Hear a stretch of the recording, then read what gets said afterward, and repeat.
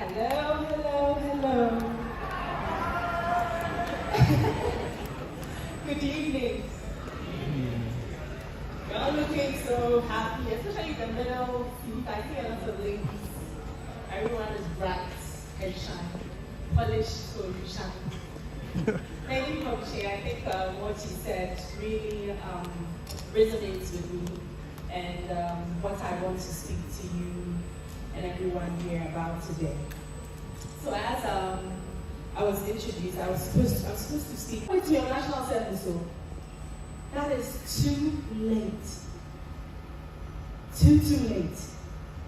I had my first job at the age of 16.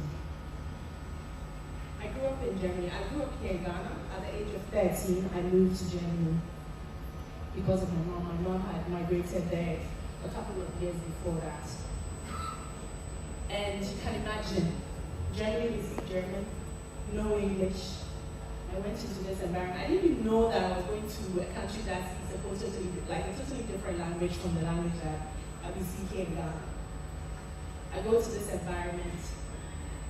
We have all my classmates. I think there were two kids in the class. One was from Kenya and one was from Ghana. The Ghana boy, he didn't want to be my friend. The Kenyan girl, she didn't want to be my friend. My friend was an Indian girl. All the rest were Germans. I couldn't speak German. Luckily, a few of them spoke English. That was a total cultural shock for me. But I realized that if I want to make it here, like, I need to do triple times what the other kids are doing. Because I had to prove myself. My stepdad at that time thought I wouldn't make it, so he thought, you should go to school and then maybe you should do something called Ausbildung, that's like vocational training, and then that's it. I was like, no, I want to go to university. I didn't come all this way. I was in Ghana, I knew at least, I'm not dumb, I'm smart. I did well in school, so I'm not here to just go and do just something for doing sake. And that took a lot of effort. It took a lot of extra classes. It took a lot of reading and lots of learning. And today, as I'm here, I want to invest in some of you. Some of the books that have really helped me on my way to finding myself, finding my purpose, being able to stand on my own and be the person that I am today. Powerful. All of us are probably on social media, right? Twitter, Facebook, Instagram, TikTok, Snapchat. There's so many of them. But how are you using those channels? What information are you putting out there? Do you have brand pillars? I'll use myself as an example. When you go on my social media, in particular my Instagram, I'm very deliberate about what I post on Instagram. Because I see Instagram as that space where when immediately someone goes onto your page, they literally see everything at once. It's not like a flow, like how you have on Twitter and Facebook, that you have to scroll up to see all the posts. Instagram is an instant impression of you. So whatever you post there, you have to be extremely deliberate about it. You don't just post because for posting's sake. I have positioned myself as a social entrepreneur, someone who wants to empower girls. So when someone goes on my social media, they should be able to see that. How many of you follow me on social media? What do you see when you go on my page?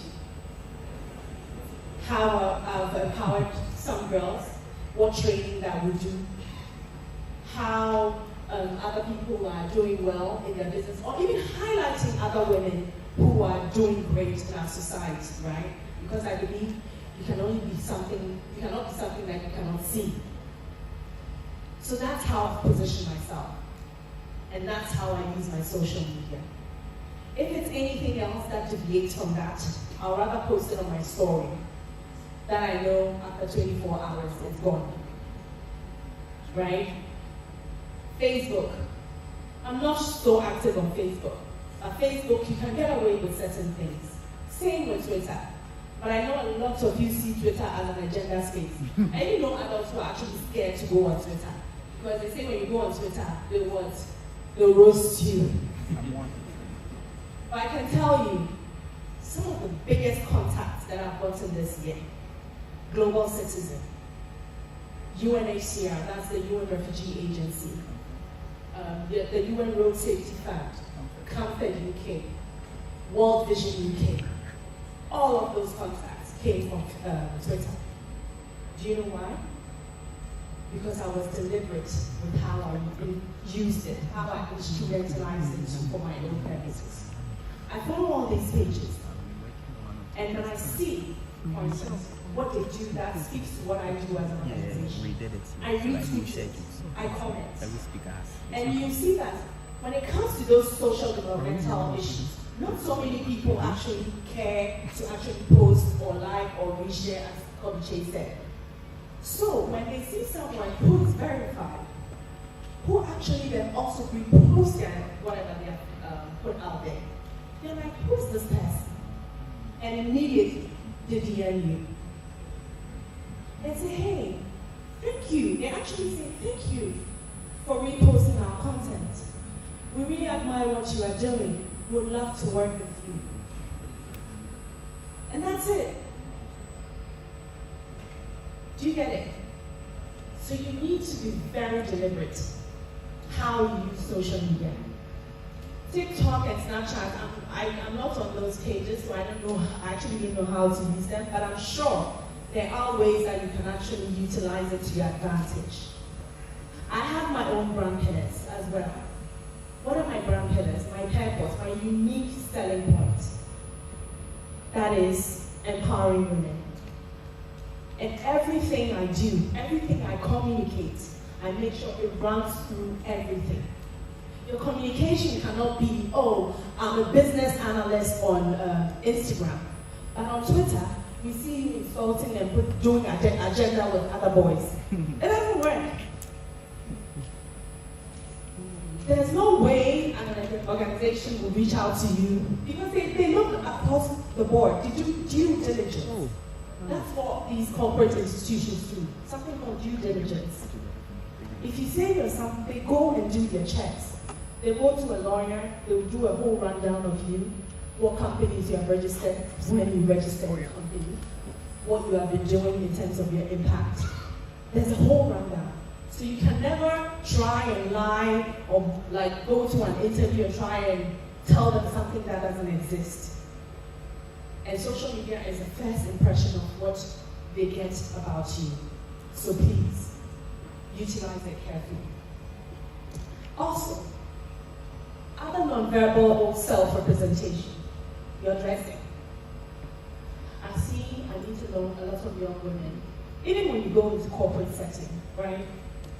And then you go there and you meet this beautiful, lovely lady, and then she's dressed, not to downplay anyone, but I would say in such a setting, maybe inappropriately, right?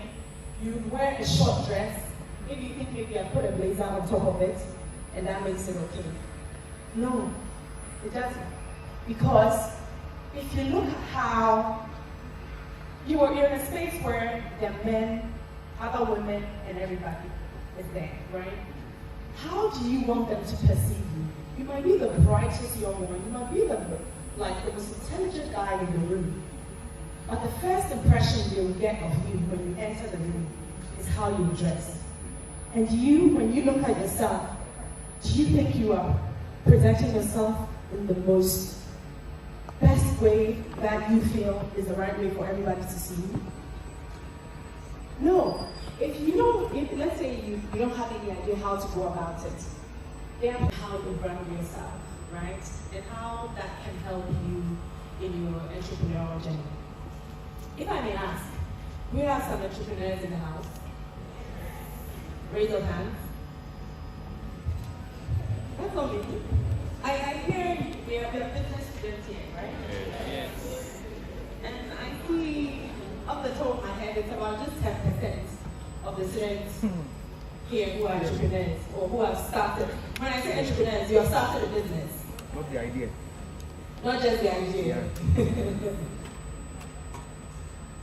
Example of what you're working on, maybe one person. The lady over there. Good. Yes.